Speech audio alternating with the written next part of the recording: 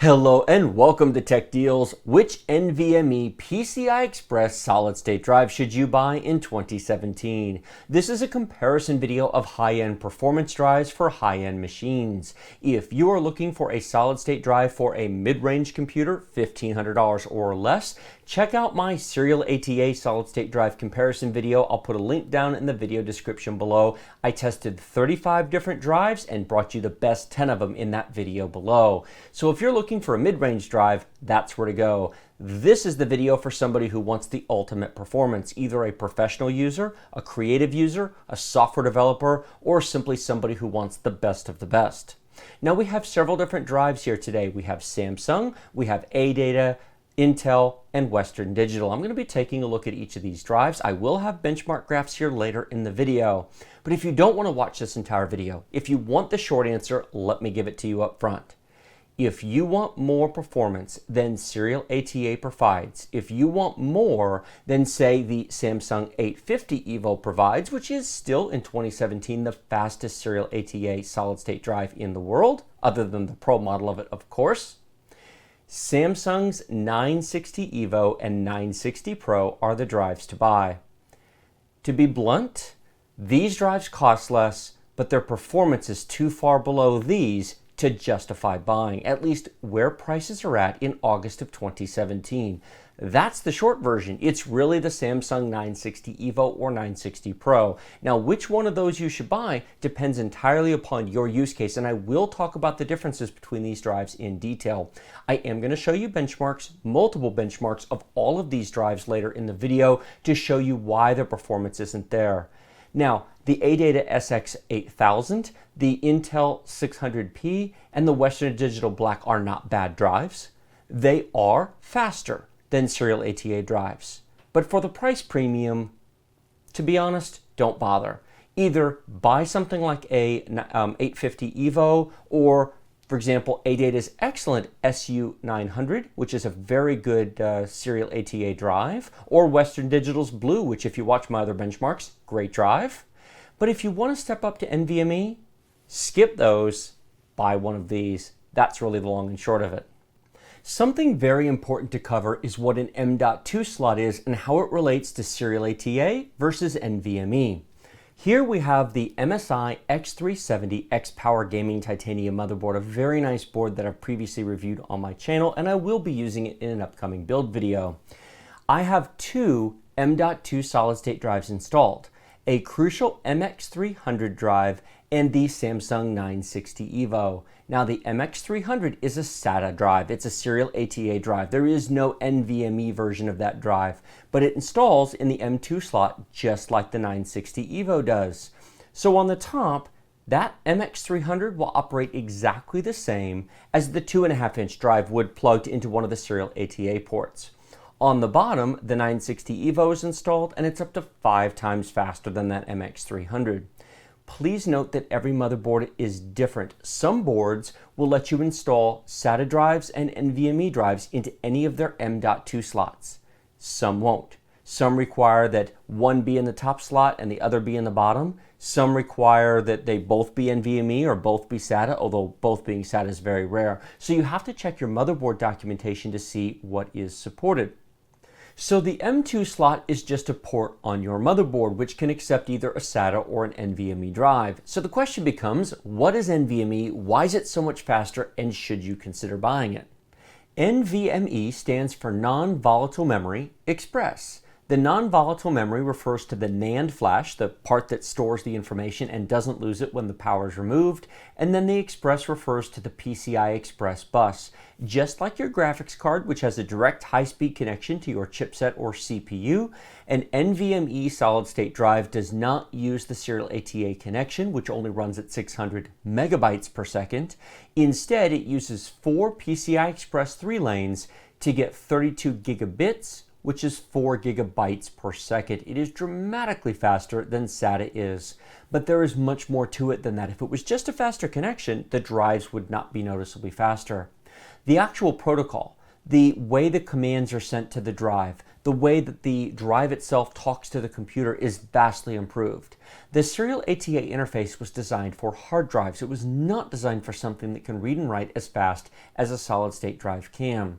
And so while hard drives could theoretically be connected to an NVMe connection, they would really not see any benefit for doing so because they have mechanical platters and mechanical heads. Solid-state drives, on the other hand, dramatic performance improvement. That's why you can have an 850 EVO, which is a good drive in and of itself, be absolutely blown away by performance by a very similar looking NVMe 960 EVO. They are the same capacity, it's the same basic NAND design, but the controllers are different, the connection is different, the bus interface, the way the commands are queued up is different.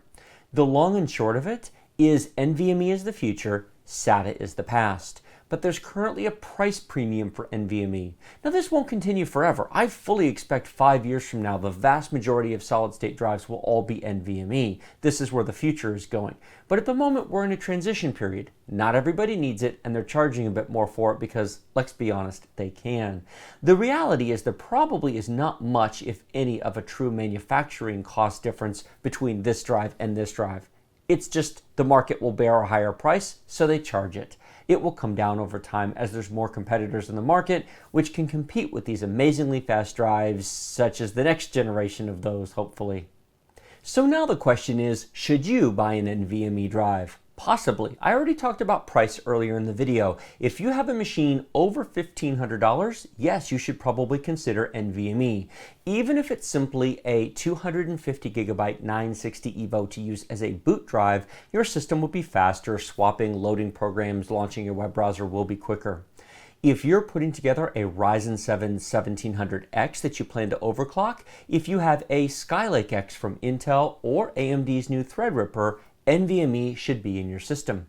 Now don't misunderstand me. I am not saying that this is not a good drive for an i7 7700K Kaby Lake or even a Ryzen 5 1600X. It is. It's very fast. If you're a gamer and you simply want your games to load faster, if you want your multitasking to run faster, if you're okay to pay a bit of a premium to have superior performance, by all means, buy one. They really are incredible drives. And if you fall into that category, you can skip my Pro versus Evo conversation and just get the Evo. The Pro really is called Pro for a reason. More on that in a minute. But to really see the benefits of this, you need to be doing more than just playing a few games, launching some web browsers, and doing just consumer level multitasking. Professional content creators, software developers, people who run multiple virtual machines, 3D animators, anybody who uses 8 or more cores, who runs multiple virtual machines, who reads and writes very large tens or hundreds of gigabyte files on a semi-regular basis should strongly consider or almost certainly be on NVMe. Not only that, you should probably have at least 2 of them. You're really not going to see the true benefit of NVMe until you put 2 of them into your computer if you fall into that professional level category. Now, a high-end enthusiast consumer who wants games to run faster, you only need 1. But if you're somebody like myself who does video encoding for a living, you really need 2, which is why there's 2 sitting on the desk. Now, if you are a professional content creator, software developer, virtual machine runner, or other high-end professional user, should you spend the extra money to buy the Pro drive? Possibly. Let me talk about the differences. The 960 EVO is a TLC drive. The 960 Pro is an MLC drive. What this means is each NAND cell on the Pro stores 2 bits of data. Each NAND cell on the EVO stores 3. The actual raw write speed, not read speed, write speed on the EVO is not as fast as you might think. You can load this up and easily write 2 gigabytes per second for the first 13 gigabytes. And then the drive slows down to 300 megabytes per second. Yes, I said 300. The actual raw speed of this drive is not that fast beyond its SLC cache. Now, there's a 13 gigabyte SLC cache on the 250, double that on a 500, double that on the 1 terabyte. When you write, say, 5 gigabytes of data to the 960 EVO, the onboard controller writes it to that SLC or single level cell cache on the drive. When you finish, in the background, completely transparent to Windows, it then moves that data from the SLC cache to the TLC at 300 megabytes per second. The 960 Pro doesn't have to do that. It doesn't have an SLC cache because the MLC is so much faster than TLC. It can sustain 2 gigabytes per second for the entire drive without taking a break. This is the primary distinction between the drives. There are others I'll get to in a second, warranty, endurance, etc. But if you try to write 100 gigabytes to this 500 gig 960 EVO, for the first 26 of it, it will run at 2 gigabytes per second, and then it will slow down to 300. The 960 Pro will maintain 2 gigabytes per second for the entire drive. That's what you're paying for when you pay that premium. Now, I would like you to consider something. At the 500 gig size, besides the fact that this is 12 gigabytes larger, it's only about $40 more expensive at the moment. It's about $240 for the EVO, and it's about $280 for the Pro at the 500 gig size. There is, by the way, no 250 Pro drive. This is the smallest size that both of them are at. When you go to the 1 gigabyte size, however, there's a more than $100 price difference between these two drives. Is it worth paying that premium? Do you make money with your computer? Are you a professional user? It possibly is. But this is why I said if you're just a consumer who wants your games to load faster, it doesn't matter. Because what I just described to you is write speed only. Read speed is not affected by this whatsoever. The EVO drive will read at 2+ gigabytes per second for the whole drive all day long without complaint. Write speed only is the issue. So if you read more than you write, get the EVO. But if you actually regularly write 20+ gigabyte files, get the Pro. It's worth every penny. Now there's another reason for that. Endurance, I mentioned that earlier. Let me mention warranty first. 5-year warranty, 3-year warranty. Simple as that. The endurance rating of the drives is also different. The 1 terabyte 960 Pro has an 800 terabyte endurance rating. The 1 terabyte 960 EVO has a 400 terabyte endurance rating.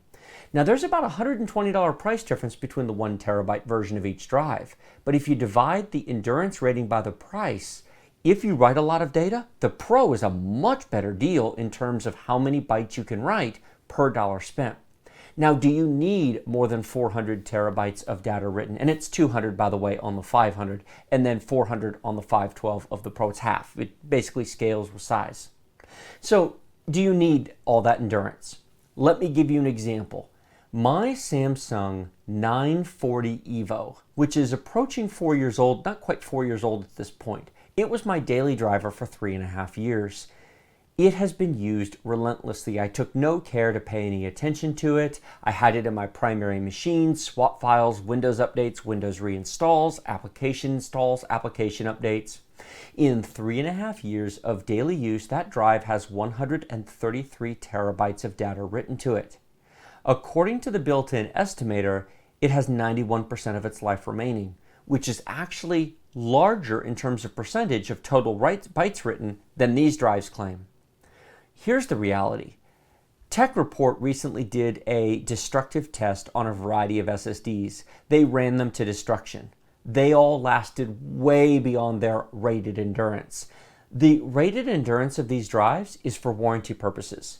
3 years or 200 terabytes written for the 500 gig size, whichever comes first. 5 years or 400 terabytes written, whichever comes first. They'll last way beyond that. In fact, both of these drives will probably last beyond a petabyte. Of course, make sure you have your data backed up. There's no excuse to not have your data backed up. If you can afford these drives, you can afford backup solutions. But putting that issue aside, I am going to put these two drives into my primary video editing and video render box and not care remotely about how much data is written to them.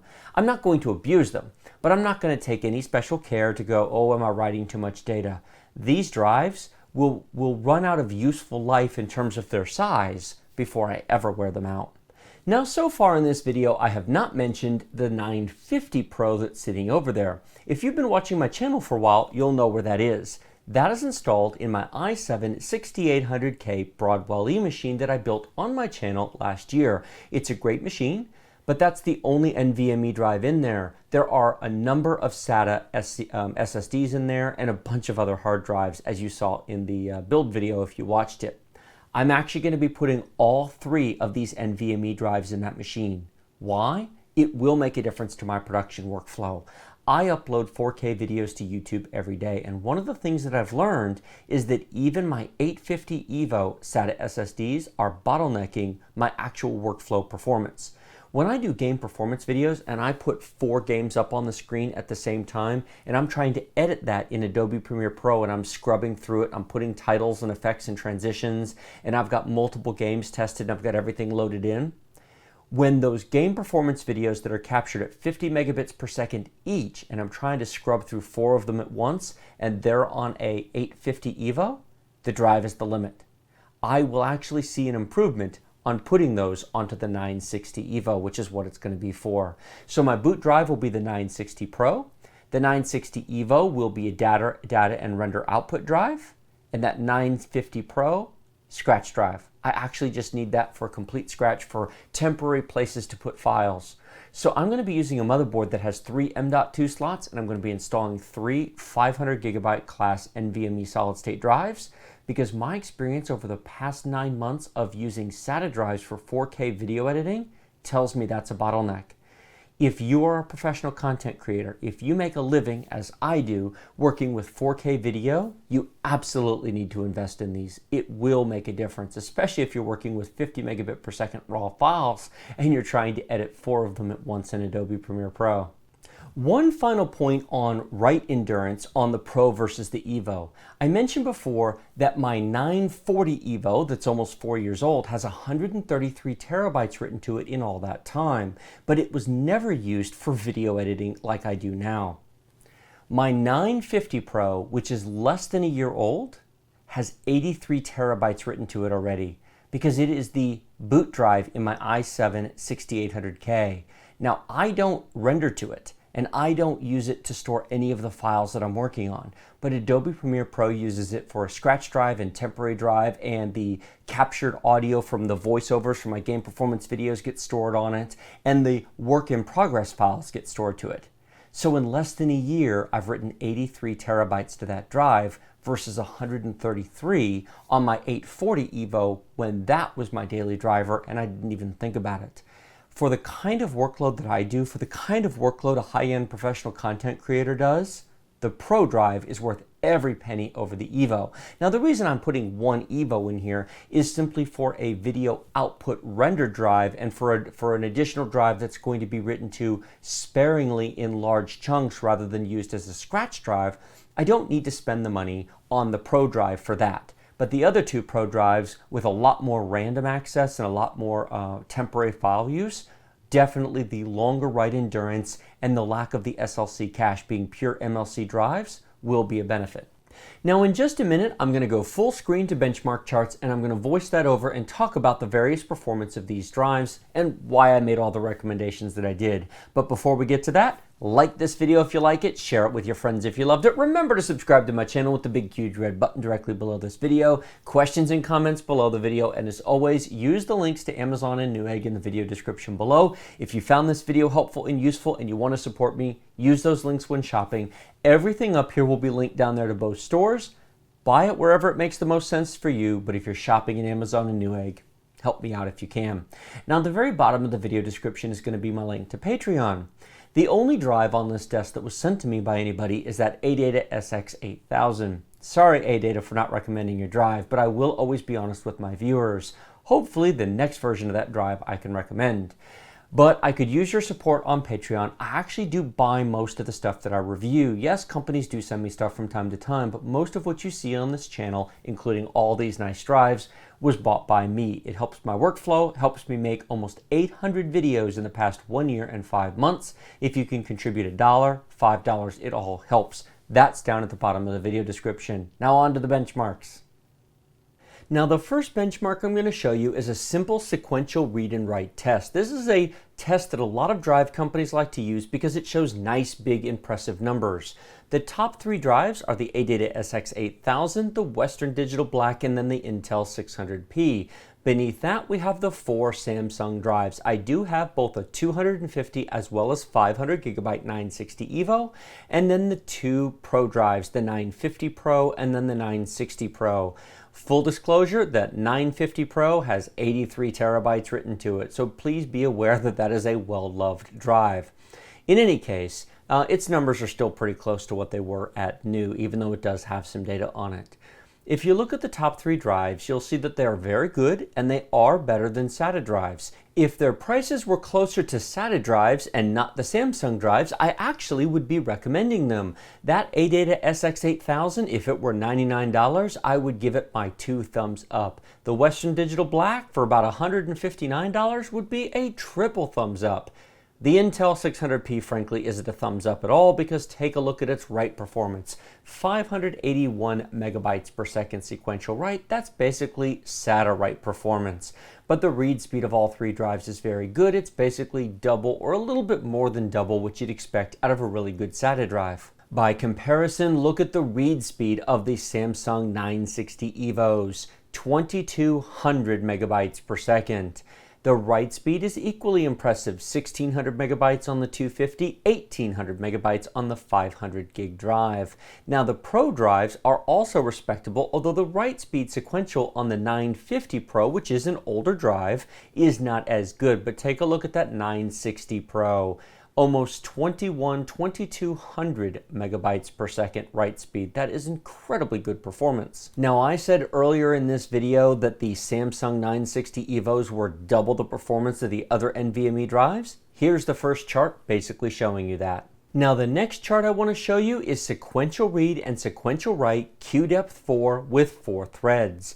Basically, we're giving the drive multiple things to do at once and exercising their controllers a bit better. All of the drives improve. In fact, the less expensive drives improve measurably. 1900 megabytes per second read speed on the ADATA drive, 2100 megabytes per second on the Western Digital Black, although part of that's because it's a 512 rather than a 256. The 256 would be a bit slower.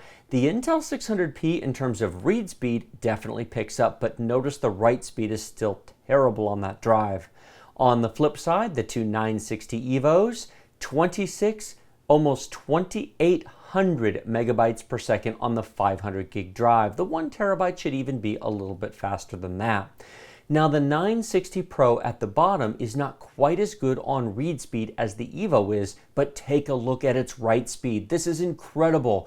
2300 megabytes per second sustained sequential write speed. That even blows the 960 EVO away. If you are a professional user, which is what these drives are designed for, if you are doing multiple writes, running multiple virtual machines, doing content creation, that Pro is worth the price premium over the EVOs because of its write speed, its write endurance, it's an MLC drive, and it will maintain that performance across the entire drive. Now, sequential performance is all well and good, but what about random performance? This is QDepth 1, thread depth 1, 4K read, 4K random write. The top 3 drives, 28 megabytes per second random read, 46 megabytes per second, and 37 megabytes per second random read respectively. Compare that to the 960 EVOs, which do 65 and 66 megabytes per second. We are looking at nearly double the performance compared to the top 3 drives. Not quite as much on the Western Digital Black, but it really is faster. Now look at the random write performance, 207 and 208 megabytes per second versus 139, 127, and 148. Now it is true that the top 3 drives are very good and extremely competitive when compared to SATA drives, but you're paying a premium compared to SATA drives. If you are going to bother going to NVMe, if you have a use case, if you want a premium high-end experience, there's no substitute. Go straight to the 960 EVO, at least in the summer of 2017. Now in the future, this advice may become outdated. Let me be clear on that. It may very well be that the next generation of other drives may very well be competitive, but right now with the drives that I've tested, it's 960 or bust.